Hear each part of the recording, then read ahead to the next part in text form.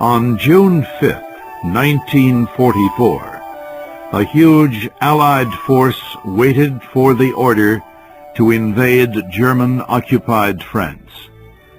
The invasion had been planned for the day before, but a storm forced a delay. At 3:30 in the morning, the Allied commander, General Dwight Eisenhower, was meeting with his assistants.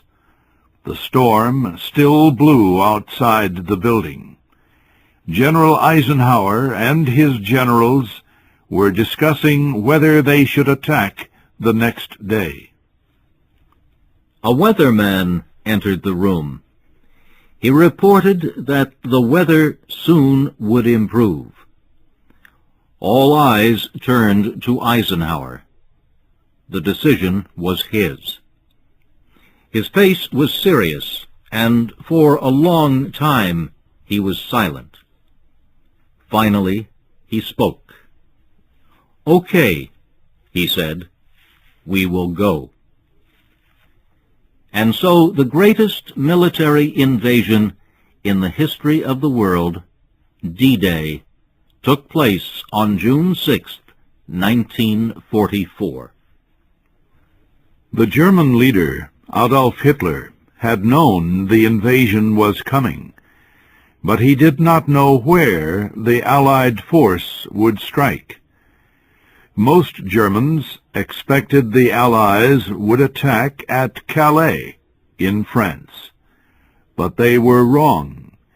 Eisenhower planned to strike at the French coast of Normandy, across the English Channel.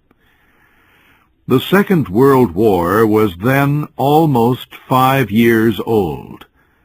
The Germans had won the early battles and gained control of most of Europe.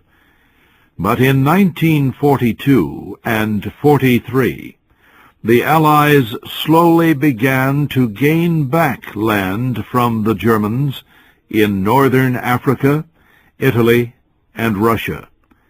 And now, finally, the British, American, Canadian, and other Allied forces felt strong enough to attack across the English Channel.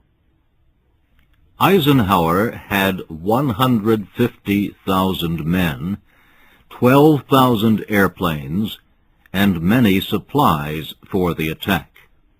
But most important, he had surprise on his side.